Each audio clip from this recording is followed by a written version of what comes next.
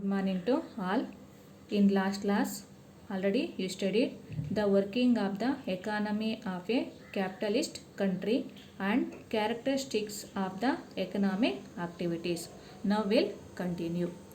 If we apply the above mentioned four criteria to the countries of the world, we would find that capitalist countries have come into being only during the last 3 to 400 years.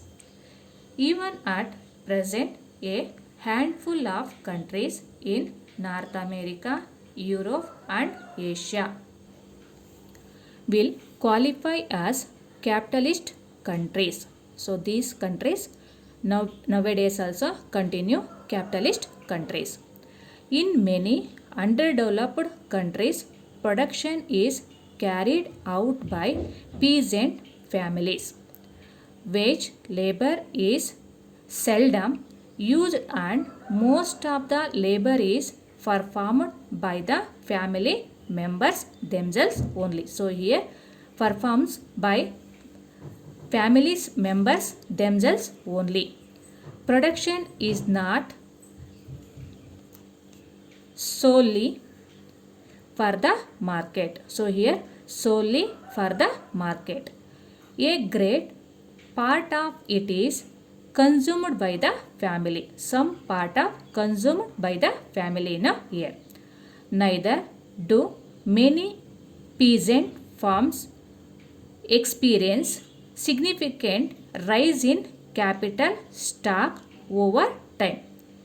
In many tribal societies, the ownership of land. So here tribal societies, the ownership of land does not exist. The land may belong to the whole tribe. Understood? So does not exist. The land may belong to the whole tribe in a year. Understood? The production units will be called firms. Understood? What is the meaning of firm? Firms. The production units will be called firms. In a firm, the entrepreneur is at the helm of affairs. In a firm, the entrepreneur is at the helm of affairs. They hire wage labor from the market. They employs the services of capital and land as well. After hiring these inputs, they undertakes the task of production. The task of production here. The motive for producing goods and services is to sell them in the market and earn profit. Understood? So goods and services is to sell them in the market and earn profits. Next,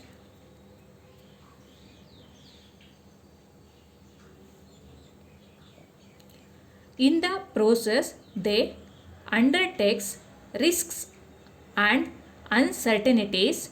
For example, anirikshita. Example, they may not get a high enough price for the goods. May not get a high enough price for the goods they producing. This may lead to fall in the profits. This may lead to fall in the profits that they earn. It is to be noted that in a capitalist country, the factors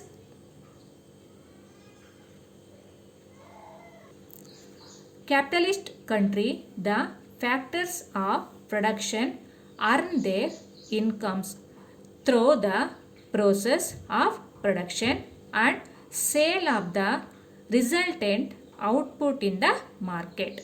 Understood? So it's understood the context of the present book of macroeconomics explanation. Understood?